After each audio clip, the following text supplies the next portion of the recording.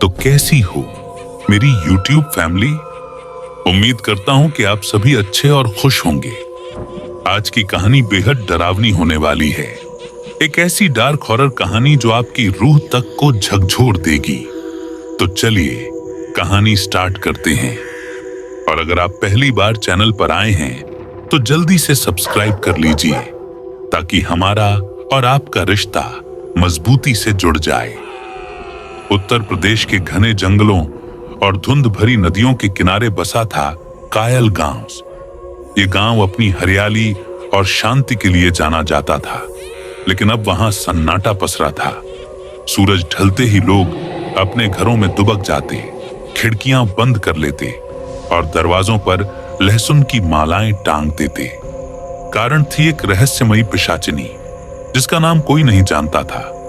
गांव वाले उसे बस रात की रानी कहते थे। कायल गांव में अमावस की रात थी। आकाश में तारे गायब थे और हवा में ठंडी सिहरन थी। गांव के बाहरी छोर पर एक पुराना बरगद का पेड़ था जिसके नीचे कभी लोग पंचायत किया करते थे। अब वह जगह सुनसान थी क्योंकि वहां रात की रानी के होने की अफवाह थी।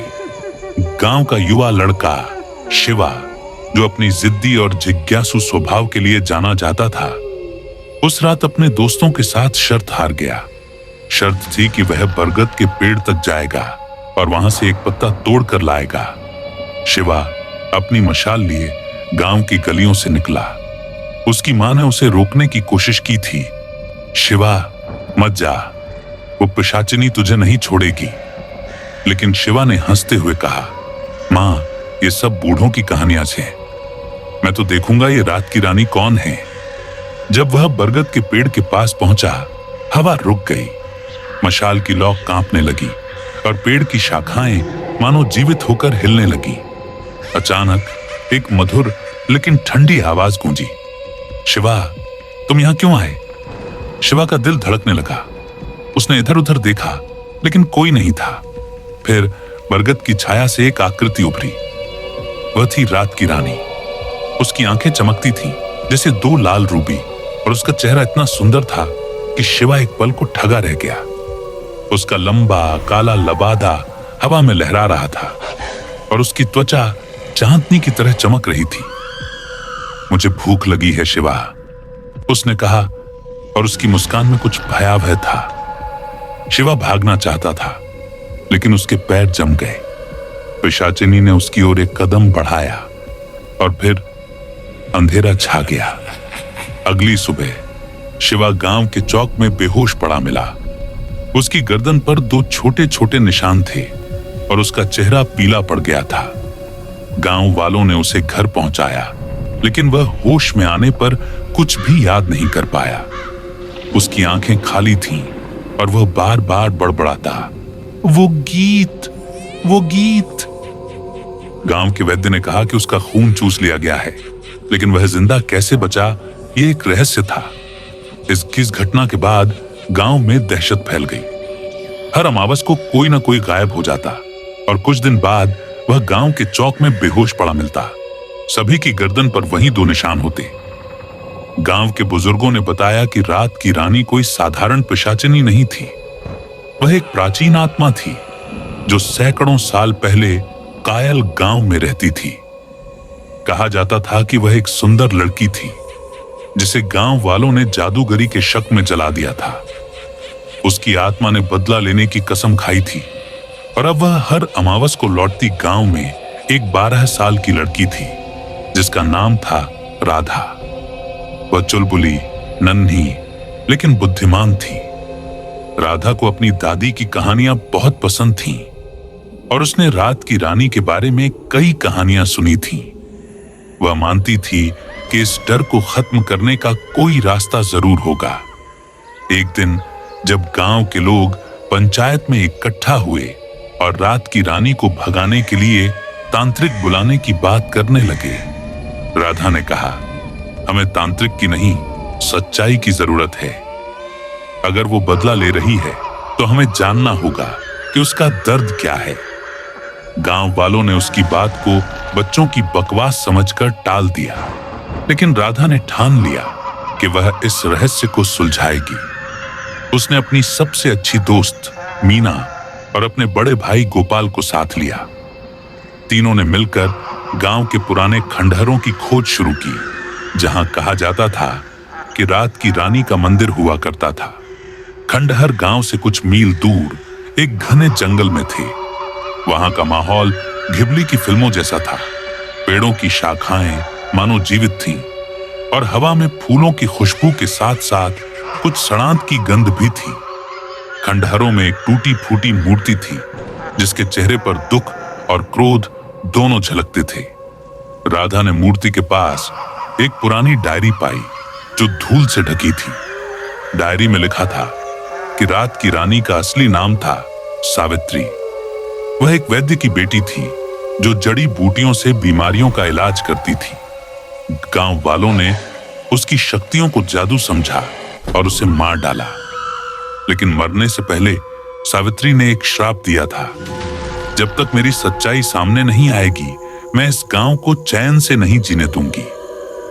राधा को समझ आया कि सावित्री का गुस्सा जायज था, लेकिन उसका बदला गलत था।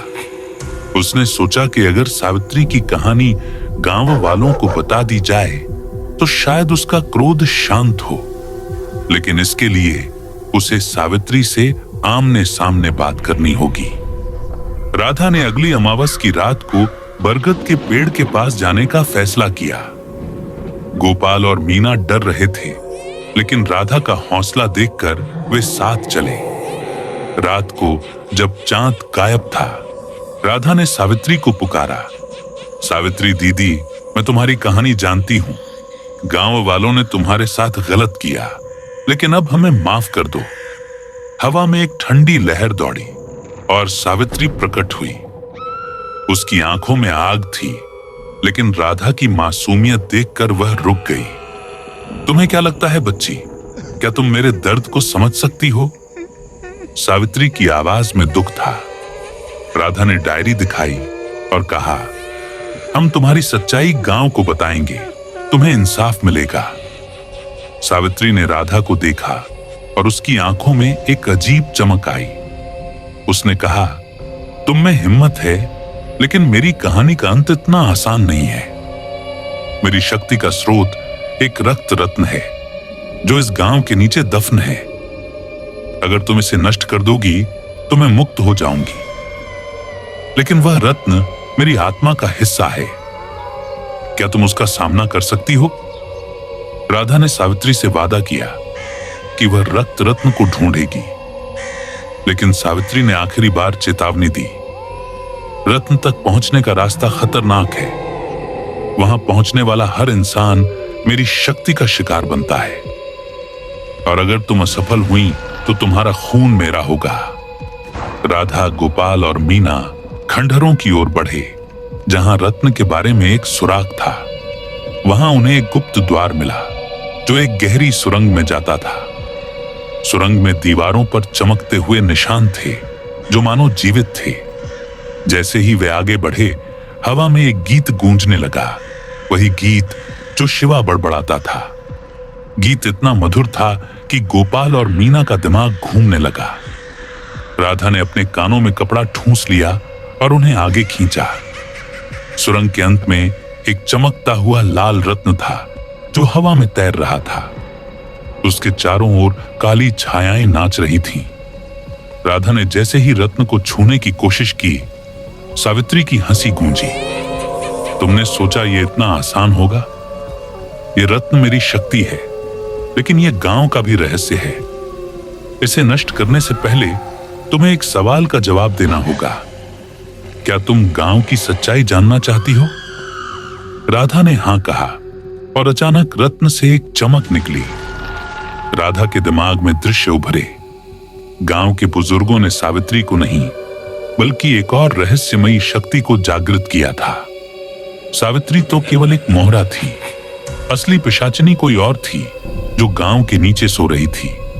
रत्न को नष्ट करने का मतलब था उस शक्ति को जागृत करना। राधा के सामने एक विकल्प था, रत्न को छोड़ दे और सावित्री का आतंक जारी रहे, या रत्न को नष्ट कर दे और एक अनजानी और भी भयावह शक्ति को जागृत कर दे। राधा ने रत्न की ओर देखा और उसकी सांसें तेज हो गईं। सुरंग में सन्नाटा था, लेकिन गीत अब और तेज हो रहा था। गोपाल और मीना बेहोश पड़े थे और राधा अकेली थी। उसने सावित्री की ओर देखा, जो अब हवा में तैर रही थी। तुम्हारा फैसला क्या है राधा? सावित्री ने पूछा। राधा ने कहा, मैं गांव को बचाऊंगी, लेकिन तुम्हारी सच्चाई भी सामने लाऊंगी। उसने रत्न को छू लिया और एक तेज चमक के साथ सब कुछ अंधेरे में डूब गया। सुरंग में अंधेरा छा गया। हवा में एक भयानक चीख गूंजी, जैसे सैकड़ों आत्माएं एक साथ कराह रही हों। राधा का दिल धड़क रहा था और उसकी सांसें तेज थीं। उसने गोपाल और मीना को हिलाया, जो बेहोश पड़े थे। उठो, हमें यहां से निकलना होगा। उसने चिल्लाया, लेकिन उसकी आवाज सुरंग की दीवारों में गूंजकर खो गई। अचानक रक्त रत्न से एक काली धुंध निकली, जो हवा में तैरने लगी। धुंध ने एक आकृति बनाई, एक औरत जो सावित्री से भी अधिक भयावह थी। उसकी आंखें खाली थीं, जैसे दो काले गड्ढे, और उसका चेहरा आधा सड़ा हुआ था। उसने राधा की ओर देखा और एक भयानक हंसी हंसी। तुमने मुझे जगा दिया बच्ची। उसकी आवाज ऐसी थी जैसे हड्डियां आपस में रगड़ रही हूं। अब कायल गांव मेरा होगा। राधा के पैर कांप रहे थे, लेकिन उसने हिम्मत जुटाई। तुम कौन हो? सावित्री ने कहा था कि रत्न नष्ट करने से वह मुक्त हो जाएगी। उसने पूछा। आकृति ने ठाका लगाया। सावित्री, वह तो मेरी गुलाम थी। मैं हूं काली माया, इस गांव की प्राचीन रानी। ये रक्त रत्न मेरी शक्ति का स्रोत था और गांव वालों ने मुझे इसके साथ धोखा दिया। अब मैं लौट आई हूं और मेरा बदला पूरा होगा। राधा को समझ नहीं आ रहा था कि क्या करे। उसने रत्न को तोड़ने की कोशिश की, लेकिन वह अब भी हवा में तैर रहा था और उसकी चमक बढ़ती जा रही थी। गोपाल और मीना होश में आए, लेकिन उनकी आंखें खाली थीं, जैसे कोई और उनके दिमाग को नियंत्रित कर रहा हो। राधा, भाग! गोपाल ने कांपती आवाज में कहा, लेकिन उसकी आवाज में कुछ अनजाना सा था। तीनों जैसे तैसे सुरंग से बाहर निकले। जब वे खंडहरों से गांव की ओर भागे, तो देखा कि कायल गांव बदल चुका था। आकाश काला पड़ गया था और सूरज की किरणें धुंध में खो रही थीं। गांव की गलियों में लोग बेहोश पड़े थे और उनके चेहरों पर वही दो निशान थे जो सावित्री छोड़ जाया करती थी, लेकिन अब निशान चमक रहे थे, जैसे उनमें कोई जादुई शक्ति हो। राधा ने गांव के चौक में देखा कि बरगद का पेड़ अब और भी विशाल हो गया था। उसकी शाखाएं आसमान को छू रही थीं और उसकी जड़ों से काली धुंध निकल रही थी।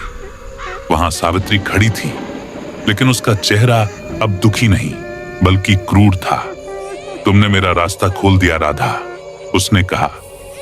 काली माया मेरी मालकिन है। मैं उसकी गुलाम थी, लेकिन अब मैं उसकी सेना की सरदार हूं। राधा को गुस्सा आया। तुमने मुझे धोखा दिया। तुमने कहा था कि रत्न तोड़ने से तुम मुक्त हो जाओगी। सावित्री ने हंसते हुए कहा, मैंने सच कहा था, लेकिन पूरी सच्चाई नहीं। काली माया की शक्ति रत्न में बंद थी और तुमने उसे आजाद कर दिया। राधा ने गोपाल और मीना को एक सुरक्षित जगह पर छिपाया। वह समझ गई थी कि काली माया को रोकना होगा, वरना गांव का कोई भी इंसान जिंदा नहीं बचेगा। उसने अपनी दादी की पुरानी कहानियों को याद किया। दादी ने एक बार बताया था कि कायल गांव में एक प्राचीन मंदिर था, जो अब जंगल में खो गया है।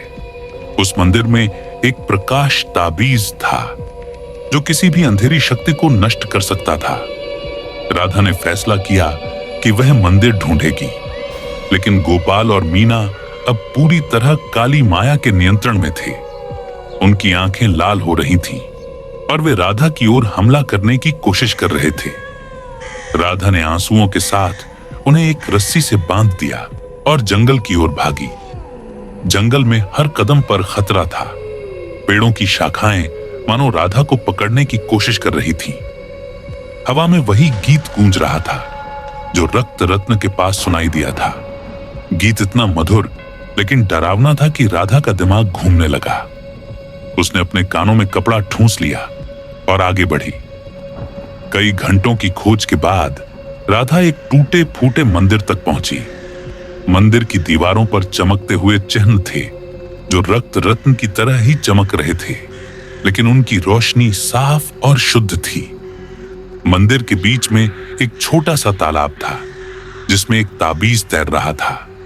ताबीज से सुनहरी रोशनी निकल रही थी और उसकी चमक से जंगल का अंधेरा कम हो रहा था। जैसे ही राधा ने ताबीज को छूने की कोशिश की, काली माया की आकृति वहां प्रकट हुई। तुम बहुत दूर तक आ गई बच्ची, उसने कहा, लेकिन यह ताबीज मेरे खिलाफ कुछ नहीं कर सकता। ये मेरी ही शक्ति का एक हिस्सा है। राधा ने पूछा, अगर तुम इतनी शक्तिशाली हो तो तुम्हें इस गांव से क्या चाहिए? काली माया ने जवाब दिया, यह गांव मेरे पूर्वजों का था। उन्होंने मुझे धोखा दिया और मेरी शक्ति को रक्त रत्न में कैद कर दिया। अब मैं इसे वापस लेने आई हूं। राधा ने ताबीज को पकड़ लिया और कहा, मैं तुम्हें रोकूंगी चाहे जो हो जाए।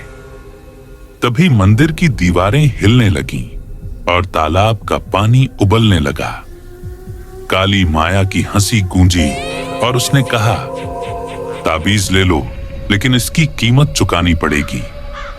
जैसे ही राधा ने ताबीज को उठाया, उसके दिमाग में एक दृश्य उभरा।